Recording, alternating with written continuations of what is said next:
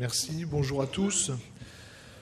Donc voilà, je vous présente un sujet, un travail de recherche, enfin c'est un grand mot, mais qu'on a réalisé récemment sur Clermont-Ferrand, après s'être posé de nombreuses questions concernant les patients qui utilisent par voie injectable la buprenorphine. Ils sont un certain nombre, on le sait, et on s'est posé la question de savoir réellement combien ils s'injectaient. Plutôt que de se dire ils s'injectent tant de milligrammes en équivalence de comprimés, l'idée était de savoir combien il y avait réellement dans les seringues d'injection, puisque là, ça permet de savoir exactement combien se retrouve dans le système sanguin, puisque la biodisponibilité par voie intraveineuse, elle est de 100%. Donc c'est un travail que nous avons effectué en utilisant l'expertise de différents centres, notamment de Carude, de la région clermontoise, que nous avons interrogé sur les pratiques, et puis pour savoir si la question était pertinente. Et donc je vais vous présenter les résultats aujourd'hui.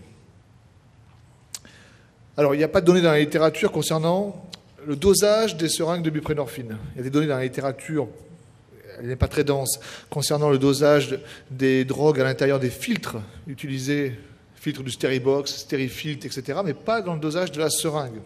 Or, nous, ce qui nous intéresse quand même, c'est ce qui va atteindre le patient, c'est ce qu'il y a dans la seringue. Alors, juste pour rappeler la prévalence de l'injection de buprenorphine, pour situer le problème, et soit le relativiser, soit le pointer.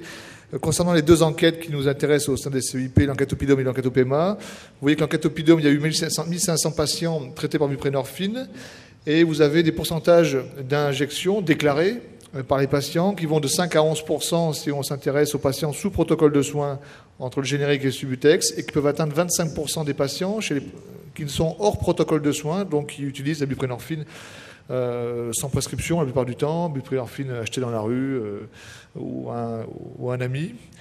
Dans l'enquête Oppema, qui est réalisée auprès des médecins généralistes, on retrouve une prévalence de l'injection de 8%. On n'a pas de détails là, entre le générique et le Subutex, mais ce n'est pas le thème d'aujourd'hui. Donc ça veut dire qu'en fait, compte en France, on a 8 à 9 000 patients. 8 à 9 000 patients, ce n'est pas tout à fait une maladie orpheline, qui sont concernés par l'injection de buprenorphine. Alors notre hypothèse principale de travail, j'ai présenté ça un peu comme un travail de recherche, mais il faudra mettre quand même des guillemets parce que le nombre d'analyses n'est pas très important, c'est de dire que moins de 100% de la buprenorphine contenue dans un comprimé sera retrouvée dans une seringue de shoot. Moins de 100%. L'idéal étant 100%, l'idéal pour le patient. Probablement que c'est moins de 100%, et on avait quand même une idée derrière la tête, c'était que connaissant les propriétés physico-chimiques du produit, probablement qu'on allait confirmer cette hypothèse, bien entendu. L'objectif principal était donc d'évaluer quantitativement la présence de buprenorphine dans la seringue de shoot, que nous avons préparée expérimentalement. Je vous expliquerai dans la diapo suivante comment. Et puis on s'est dit, tant qu'à faire, autant étudier aussi, rechercher un effet filtre, dont on n'était pas très convaincu, mais donc on a utilisé 3 types de filtres différents, et puis on a fait la différence entre générique et princeps pour voir si là aussi, en fonction de la quantité d'excipients qui diffèrent dans les produits et qualitativement aussi les excipients qui peuvent différer, est-ce que ça pouvait influer sur le passage de la buprenorphine dans la seringue. Donc voici la procédure expérimentale en ce qui concerne la préparation des seringues. Elle est très simple, elle est inspirée exactement de ce que font normalement les patients. On a interrogé donc nous les Carudes qui sont bien au fait de ça, et quelques patients à notre consultation aussi. Donc on a pris de la buprenorphine générique, 2, 4 ou 8 mg, de la buprenorphine Subutex, 2 ou 8 mg. On a utilisé de l'eau PPI, en fait on a utilisé le kit Steribox classique avec la Stericup, 1 ml d'eau PPI. On place le comprimé dans la Stericup. On dissout le comprimé sans chauffage parce que c'est un produit thermosensible, au-delà de 40 degrés ça se détruit. On le mélange avec le piston, et puis ensuite, on utilise 3 filtres différents. Un filtre à cigarette coupé en 2, un filtre de la Steribox et un Sterifilt. Et on aspire dans la seringue, ce qui nous a permis de collecter à peu près entre 800 et 900 microlitres, en ayant mis 1 millilitre dans la cup. Au niveau dosage, je vais passer vite parce que ce n'est pas une assemblée de doseurs, mais simplement pour vous dire qu'on a traité ces échantillons avec une technique extrêmement sensible et spécifique qui est la spectrométrie de masse haute résolution, qui est une technique qu'on utilise nous en routine à Clermont-Ferrand pour faire le dépistage urinaire des toxiques et notamment de la buprenorphine. Donc technique très sensible qui descend à 2 nanogrammes millilitres, donc on ne pouvait pas rater effectivement les concentrations, et très spécifique, qui permettra bien de différencier notamment notre étalon interne que nous avons utilisé, qui est de la buprenorphine marquée, qui est un isotope stable marqué au deutérium, et qui nous permet de doser en même temps la buprenorphine du comprimé et celle que l'on a rajoutée expérimentalement pour s'assurer que notre méthode de dosage est correcte en termes de sensibilité et de spécificité. Voici les résultats. Je vais vous les présenter ensuite plus facile à lire en termes en milligrammes de buprenorphine. Mais si on reprend tous les pourcentages d'extraction, ce n'est pas le terme adéquat, mais je n'ai pas trouvé un meilleur terme pour l'instant, le pourcentage d'extraction de la buprenorphine entre la cup et la seringue. Et vous voyez que nous avons réalisé à chaque fois 3 échantillons. Alors c'est probablement pas assez, hein, peut-être qu'il faudra faire plus, mais c'était dans un premier temps un peu une étude pilote. 3 échantillons pour chaque dosage et chaque type de médicament et chaque filtre. Donc par exemple, si vous prenez du Subutex 8 mg, 3 seringues ont été dosées au même moment, préparées au même moment à chaque fois par toujours le même technicien qui a fait l'intégralité de toutes les préparations, après avoir été s'être un peu formé, si je puis dire. Et vous voyez que le pourcentage d'extraction de buprenorphine, donc le pourcentage de buprenorphine par rapport à la quantité qu'il y a dans le comprimé au départ, varie entre 21 et 66% en fonction du lot concerné, avec, là aussi il faut le noter, une variabilité importante à l'intérieur de chaque lot, qui peut être de 7 jusqu'à 60%, mais variabilité qui existe probablement aussi dans la réalité, hein, sachant que là on était plutôt assez expérimental, on a essayé d'être le plus reproductible possible, mais le faible nombre d'échantillons n'a pas permis de diminuer ce coefficient de variabilité lié au dosage. Alors on va passer aux diapos suivantes, elles sont plus faciles à lire. Si on reprend dosage par dosage, vous voyez par exemple que pour un dosage de 2 mg, on retrouve des quantités de buprenorphine dans la seringue qui varient de 0,4 à 1 mg pour les extrêmes. Et en l'occurrence, ça concerne là le Subutex. On a une plus faible variation en ce qui concerne le générique. Si on prend le dosage à 4 mg, donc un demi-Subutex, même si ce n'est pas sécable, on a fait un demi-Subutex et un générique à 4 mg, là on retrouve des quantités qui varient de 1,4 à 2,6 mg. Et puis pour le 8 mg, on retrouve des extrêmes entre 3,3 et 5 mg de buprenorphine dans la seringue, avec une variabilité qui est plus importante cette fois-ci pour le générique que le Subutex, mais on ne pourra pas en tirer de conclusion en ce qui concerne ces résultats. Donc voici les résultats un peu bruts. Comment est-ce qu'on peut les discuter ? Alors on a calculé un pourcentage d'extraction moyen qui est de 44%, tout produit confondu, tout filtre confondu. Pour pas trop se mélanger, s'il y a un chiffre à retenir, il est globalement autour de 40% de la quantité de buprenorphine que l'on retrouve dans la seringue, avec une variabilité très importante, plus ou moins 40%, il faut le dire, mais ça, il faudrait qu'on fasse probablement plus d'échantillons, et encore, je ne suis pas sûr qu'on puisse tant la diminuer que ça. Mais la réalité est plus proche de ce qu'on a fait sur un laboratoire que si on faisait 30 échantillons pour chaque dosage. La réalité, c'est qu'on n'est pas toujours sur une paillasse quand on prépare une seringue. Si on prend le Subutex ou le générique, si on veut essayer de les différencier, il n'y en a pas tant que ça. Vous voyez, 42% pour le Subutex en termes d'extraction, 46% pour le générique. Bon, je ne suis pas sûr qu'il faille conseiller le plus le générique si on veut en avoir plus dans la seringue, compte tenu des coefficients de variabilité. Alors comment on peut expliquer ça ? Comment on peut expliquer qu'on n'a que 40% de la buprenorphine dans la seringue ? Alors il y a une première explication qui est un biais lié au mode opératoire. Ce biais mode opératoire, il existe aussi bien dans un laboratoire que dans un appartement, que dans la rue, que n'importe où. Il est lié en fait aux propriétés physico-chimiques de la buprenorphine. La buprenorphine, c'est une molécule polycyclique, apolaire, donc qui n'est pas hydrosoluble, qui est très peu hydrosoluble. Très peu hydrosoluble. L'hydrosolubilité est de l'ordre de 17 mg millilitres sur de la poudre pure. Elle diminue bien entendu lorsqu'elle est avec des excipients, comparé à la morphine qui, vous voyez, est à 65 mg millilitres. Donc c'est une molécule lipophile, thermosensible, on ne la chauffe pas, donc il est assez compliqué effectivement de la mettre en solution. Et plus on utilise un volume de solubilisation faible, plus c'est compliqué. C'est-à-dire que l'idéal, si on voulait augmenter ce pourcentage d'extraction, il faudrait utiliser des seringues de 5, 10, 15, 20, 50 ml, 100 ml, enfin voilà. Hein, et là, effectivement, on pourrait essayer d'augmenter ce coefficient d'extraction et la quantité de buprenorphine dans la seringue. Donc 1 ml, c'est trop faible pour pouvoir bien extraire la buprenorphine dans la seringue. Il y a un biais lié à l'analyse. Alors ce biais-là, il n'est pas lié On ne le retrouve pas dans la réalité, on le retrouve en laboratoire.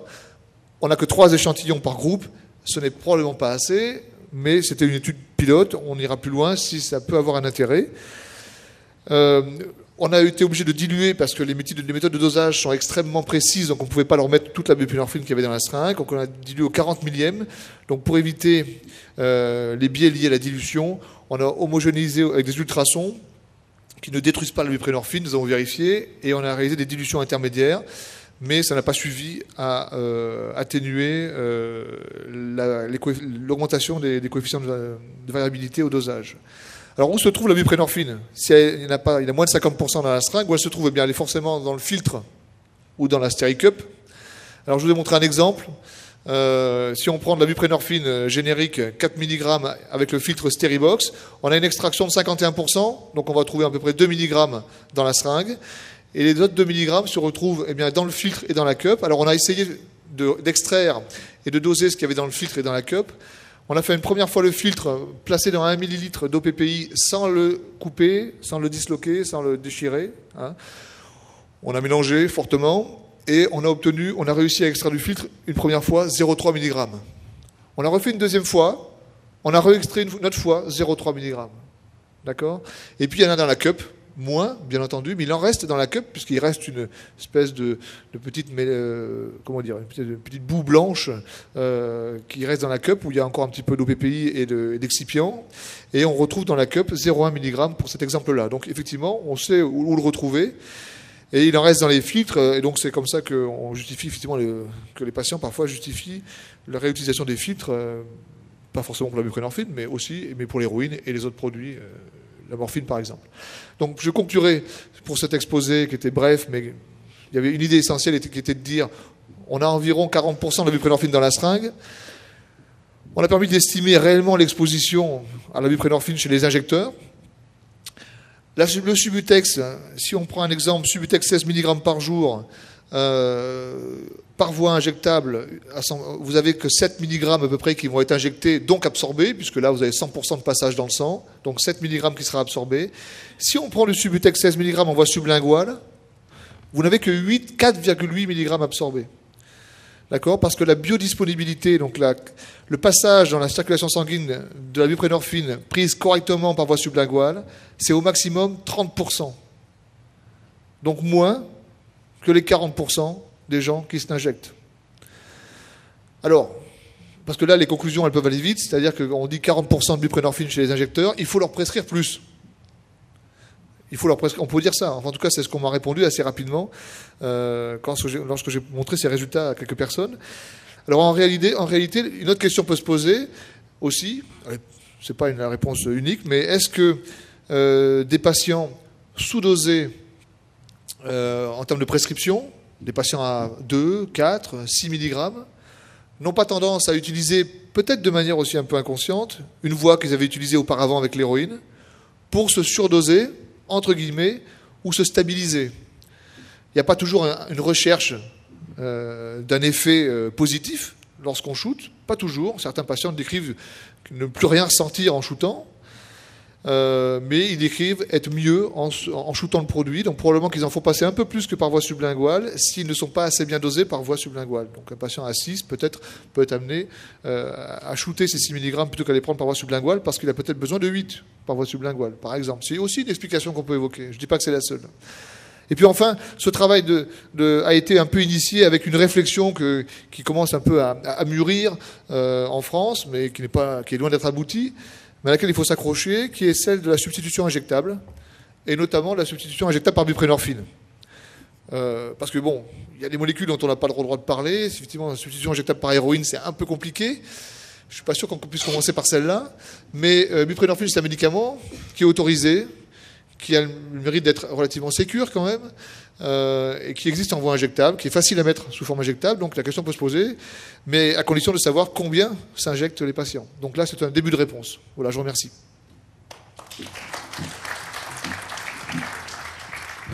Merci beaucoup.